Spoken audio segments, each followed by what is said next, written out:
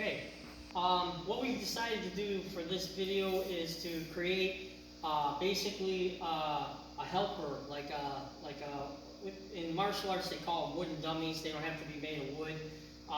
This is actually a PVC dummy. But what it is it's a training partner or a training tool in order to help you actually be able to work out by yourself. And since a lot of kids are home with nobody to help them, like not a brother or sister, or maybe even a parent gets tired of putting their arm out there for the kid, says go practice, they can go practice on this, okay? What you're going to need is you're going to need a plastic closet flange, all plastic. The rings should be plastic also. They make some that are made of brass, and they make some that actually spin. You don't want it to be able to spin, you want it to be one solid piece, okay? Then the next fitting that, for the one that we actually made, this is actually 15 inches. Then we have here, this is an actual T, okay? And it's 3 inch by 2 inch in the center. We went with 2 inch because we figured a leg is pretty thick compared to an actual an arm, okay? The next measurement we have for our wooden dummy is actually 23.5 inches. These don't have to be exact measurements. You can line a person up. When we put it together, I'll explain how we lined up ours and everything. Then the next fitting that we have is actually another T, and it's 3 inch, but this time on the center, it's actually 1.5 inches. Then we also have another one where we can put it together different ways, where we have an actual Y. This is a Y. They call this a Y when it comes off on a 45-degree angle, okay? And this is a 3 inch by 1.5 inches, all right? So these are different items that you'll need. Then we just have a random piece that we figured, in order to create from the chest up to a head. This is 10 inches. This is an actual PVC cap, okay? You'll see that we just cap it off, so it's not open, so dust and bugs and different things don't get into it, okay? So that's just a cap. Now the arms that we've chosen 2 different size arms, okay? And we'll explain that in a minute when we put it all together. But the one arm that we chose, we went with a 26-inch arm, and we went with also, this other arm is actually 13.5 inches, okay? Then there's 2 more fittings. We had a little piece, which will show you how this interacts, changing up the arms. And this piece here is actually 2.5 inches, okay? Now, a regular hacksaw can cut this stuff. What we did was we bought 1 full length of the 3-inch PVC, and then at Do-It-Yourself, they had actually an 1.5 inch 5-footer for $3, and we bought 1 of them. And then we bought, this is also a 90, I should have said that, 90-degree angle. They call it a 90. And we went with a long sweep. They make shorter pattern ones, like this is a 45, but it could also be a short pattern 90. This is considered a longer 90. You'll see some of them, they come right to here. We went with a longer one because we figured it looked more like a knee, okay? And then we also bought a 5-foot piece of 2-inch PVC also, and that we did the legs in 2 inch. You can do them all 1.5 inches. It doesn't matter, but this is just what we did. This is actually 10 3/4, and this one here to go to the floor. What we did was when I stood it all up and this was all put together, I measured from here to the floor, okay? And you'll see in a minute. That's how I get this last measurement here, and this last measurement was 16 inches. So this basically is a big jigsaw puzzle, okay? And I'm going to show you what we did also was we took a piece of plywood, okay, and a piece of remnant carpet, okay? You could put it any way you want. I mean, literally, you could take an old table and screw it to the table and adjust all the measurements. The plywood's probably the most expensive piece here. And if you do go with plywood and you're not going to use carpet, don't go with what they call press board, where it's all put together, because it's not smooth, okay? A real piece of plywood is nice and smooth. The smoother the wood, the better it's going to be if you don't have the carpet. If you're going to go with the carpet, you can go with the cheapest 4x8 sheet of plywood that you want, okay? This is just a remnant that we bought, and we rolled it out and just half cut it around. And the reason we did that was, obviously you might be in bare feet or shoes or whatever. It doesn't really matter, okay? Now what we're going to do is we're going to assemble this, okay? And all I've used is screws. Now, the only thing I'll tell you about the screws is obviously you got to have a screw that'll go through the board but not into what you're doing, right? So, in other words, if you measure your carpet, let's say your carpet's, say, an 1/8 inch, and your plywood is only 1/2 inch, well then, you got to make sure that your screw is accordingly, because otherwise, you'll send your screw and you'll send it right into the floor or into the carpet or into whatever. Now, the reason we're going to do screws is because we're going to take this flange and I'm going to put the screw through the flange, okay, and screw it into the carpet and into the wood itself, okay? I'm going to show that here in a minute, okay? So give me a 1/2 second to kind of run through this. Denise is going to be my helper. What I figured is if I'm standing out here, and you put that down the center for me, if I'm going in this direction, I want to have enough room that I can back up and I'm not walking off, so I'm not stubbing my toe every time. I want to be actually on the platform, right? And then if I'm going to do my move and this is my center, then I want to be able to kind of step to the side and do whatever I'm going to do, right? And I want to be able to step both sides. That's why you kind of want to make this more like dead center of the 4 foot, okay? So, how you turn it and all that isn't really as important as in getting just some good screws in it, okay? I went with this type of screw because it actually has a washer on it, but anything that holds it down and in is good, okay? So, yeah, hold me there for a minute. So we just screw that puppy in, and this can all be taken apart later, if you wanted to.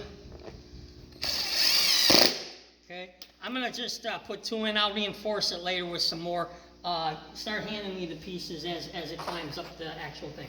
So the next piece, this is going to be the first piece that we measured off, and that just slides in there. Now you can use glue and cleaner, guys. I would say you don't have to, unless you're really going to rock this thing too hard, okay? But then the first thing is this, okay, the first piece, and then we slide this in, okay? And this, I like this to definitely be able to move because I'm going to want to move the legs for different moves and techniques. Let me have the rest of the leg stuff, yep. So this was that shorter piece that we put in, and this is the 90, which comes down for the actual thing. And this is what I meant was this actually, the measurement was created by actually, like when I put this together, measuring from the floor down. That's how I got that measurement. I didn't have the piece in there, and I just measured from the top of the hub to the down. Now this is basically the body, and if you can see, these cuts are not perfect, right? That's why I say you can use a Sawzall, you can use a hacksaw, you can use whatever you want. But then this is the base of the body, and this is probably the biggest or the longest piece. Then we're going to go here. Now this is what I'm going to consider to be like a stomach punch, right? So let me have the long arm.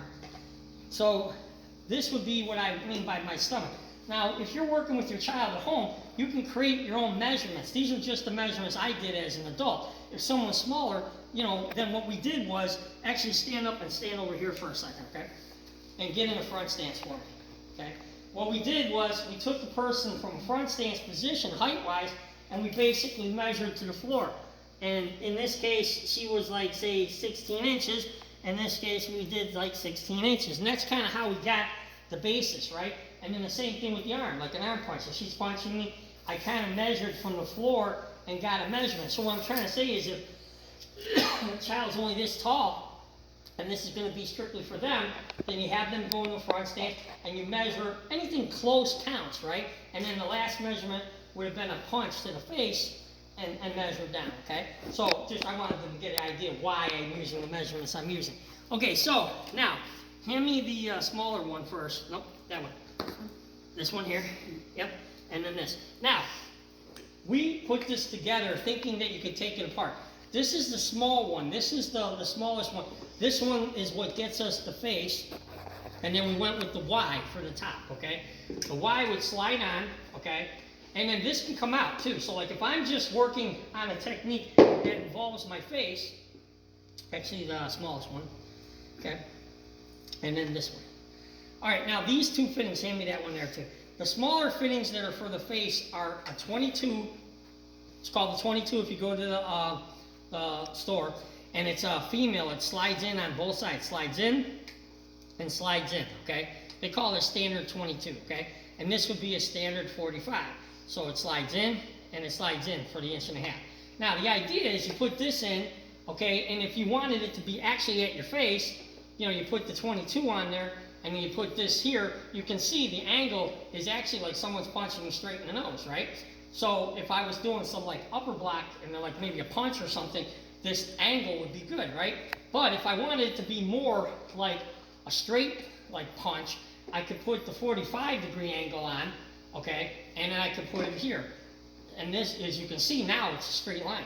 So if I was going to, like, say, practice, like, you know, like a block and a come up and guard and a quick punch or something like that, this could be my visualization if someone's throwing that punch, and it's not at my stomach, it's more at my face, right?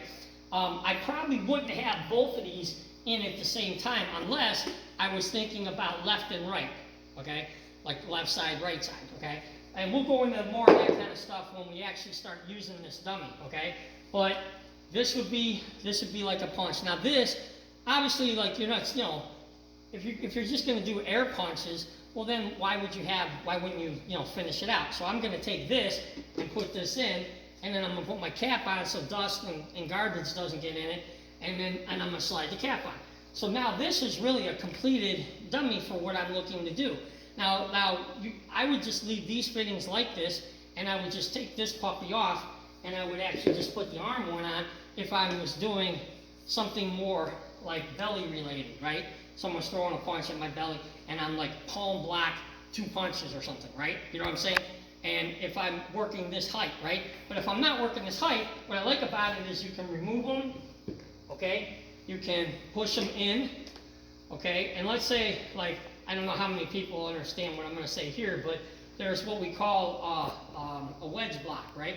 A wedge block is where you're combing your own hair, right? So like I would palm block, and then I come up like I'm combing my own hair to protect myself from being hit, and then I shoot my punch.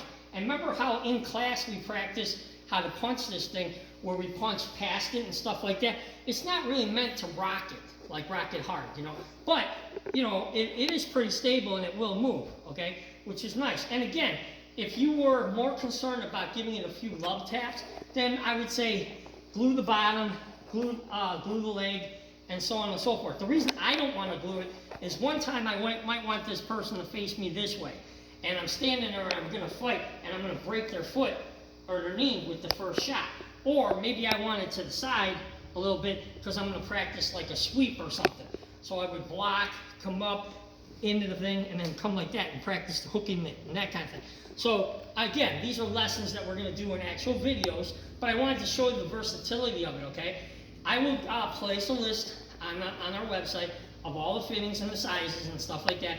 But again, the way we decided these sizes was as simple as figuring out who your partner is, like in this case it was Denise, and we measured again, like I said, from her knee to the ground. That's what gave us this dimension. We did a stomach punch to give us this dimension, right? So that would be the stomach punch. And then we did the face punch to give me the face punch dimension, okay? And again, I think no matter how you're going to do this size-wise, as a little person, big person, medium person, this is probably going to be a constant. Like you're going to, whenever you decide where the stomach is, you know, to the face, what gives you the face is these two fittings, the 45 and the 22, okay? And that, you know, like I said, the rest of the videos that we do, like we're going to do a few this week related to the actual wooden dummy and stuff like that, and how to use it. But this is how to actually create it, okay? And again, you can put this thing on anything, okay? I'm going to walk over here and grab a board that we were thinking about using, but we decided to use the full sheet. Give me 1 second and I'll bring it back. This was another design that we did, and all it was 3 2x4s down, and then we could have set it this way, and again, we put the flange dead center, right? So if the flange was dead center, not as big a piece like the 4x8 sheet, but what I would have to do is I'd have to practice stepping on the outside so I'm not hurting my foot, and then I'd be here in the center, and I'd step on the outside. So it doesn't have to be this big and elaborate. It could be something simple like this, just a piece of wood, plywood preferably. Doesn't have to be carpeted if you're going to go with the smaller one, and just a couple 2x4s, okay? This is just some scrap stuff, you know? And they do sell, just so you know, this is a real piece of plywood. This is what I meant. Like, you can go like that and not get anything on your hands, like slivers and stuff. This is a better piece of wood. They do sell these in little 4-foot sheets, 3-foot sheets, 2-foot sheets, that kind of thing, okay? And this is just a 2x4 that I basically cut up and screwed to it. You might even get a pallet. You know, there's lots of pallets. People are throwing away pallets every day, and then put something onto a pallet, you know. But anyway, this is just a small, this would have been like this, and that would have been dead center, or like probably closer to the truth. Now, remember this too. If you were worried about it falling over and that kind of thing, if you put the flange more in the center, like front side, you can put a few weights back there to kind of support the thing, so when you're going block, or block, you know, you're not like rocking this thing everywhere. The reason I chose to actually do what you see here design-wise was because I figured if I'm stepping on the actual thing and I'm like fighting stance ready, and then I actually like step closer to it every time, whether I'm on the right side or left side, this 4x8 sheet could cover it, okay? And I just did the carpet because I went with the cheaper piece of ply, okay? But this is not complicated at all. Hardest part's cutting these plastic pieces, and to be honest with you, you can do it with a hacksaw. Now, one thing I will recommend you do if you're gonna cut them with the hacksaw is you take and you mark it all the way around. And then you take your black marker and you go in a circle. So that way when you're hacksawing, you can turn it, hacksaw, turn it, hacksaw, and it'll give you more of a straight line. You know what I'm saying? Because otherwise you start here and you try to hacksaw and it starts to go out of 45. Now, the fitting will help you cheat a little bit, because the fitting, meaning that it doesn't have to be perfect, because this is actually about 3/4 of an inch right here, okay? So if this was a little bit on an angle, that'd be fine. But if you cut it on such a crappy angle that it, you know, when you slide it in there, only maybe that much will be in there, and then you go to hit it, it's just going to go flying every time. The nicer the put together with being able to push it actually on, makes it stiffer, you know what I mean? And then it'll make it nicer for your fitting. But like I said, the trick to cutting a good piece of plastic is when you take your measurement, like let's say your measurement was 5 inches, I don't care, okay? You mark 5 inches, you turn the pipe, mark it again 5 inches, turn the pipe, mark it 5 inches. So you've got 5 inches on all 4 sides. And then you just take your marker and you go and connect those little lines. It'll give you something to see as you're actually trying to cut it with the hacksaw, okay? And that's just, you know, I mean, there's many ways you can cut this. Hacksaw is probably the easiest way for like Joe Homework, okay? But anyway, this is the wooden dummy. We're going to be doing a lot of different videos. I thought this would be perfect for like kids that are at home that don't have somebody like a brother or sister, and they can actually practice and stuff like that. So this concludes my version of the wooden dummy. This is a PVC wooden dummy, and there's not a lot of money into this thing, okay? There's more time getting it prepped and ready than there is anything, okay? It probably took me maybe an hour to cut all these pieces and get it all situated. So you got an hour of your life in order to actually have a training partner, okay? All right, well, thank you. Peace.